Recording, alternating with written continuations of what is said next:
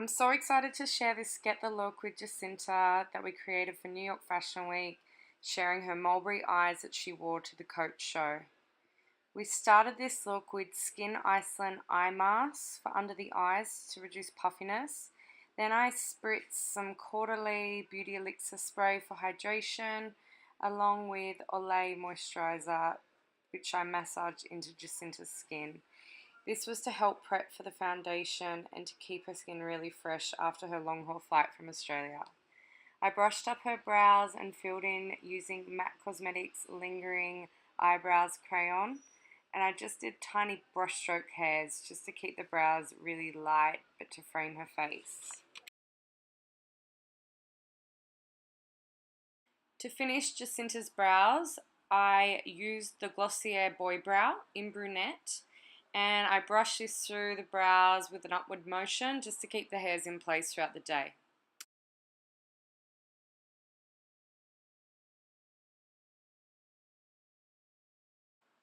So I started with the eyes for this look because it's a bit stronger and I didn't want the fallout to affect any foundation. So I'm starting here with a MAC Cosmetics 217 brush and I'm applying Groundwork Paint Pot.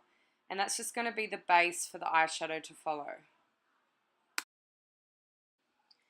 So next I'm going to apply shadow, and I'm starting with that outer edge of the eye because I want this eye look to be really winged out and to elongate Jesinta's eyes. This is a Marc Jacobs palette. It's called Scandalous.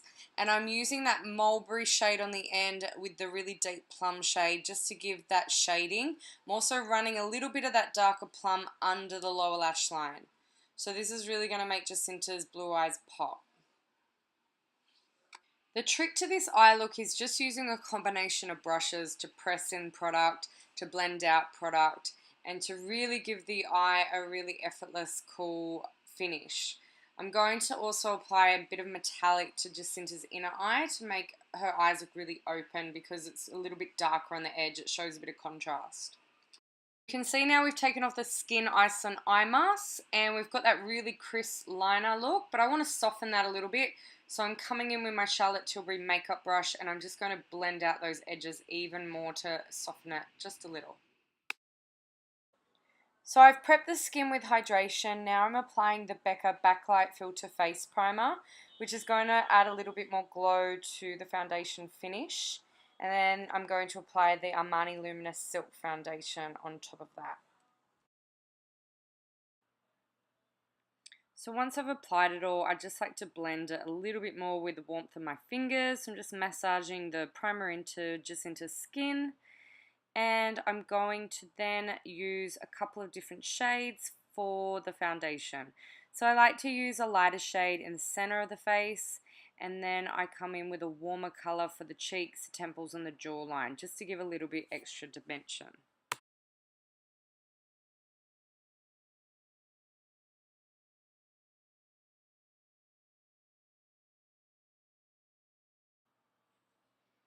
So I'm going to apply the Ardell individual lashes, and these are the double lashes. So they're still natural, but because they're doubles, it makes the lash line a little bit darker and blacker, which I love. And I'm using a dark lash glue to go with them. So next I'm just going to start to define the cheekbones and the temple and the jawline. And I'm going to do that with the Tom Ford Shade and Illuminate palette, which I absolutely love. And I'm applying the darker shade with the NARS Cosmetics Pro Brush.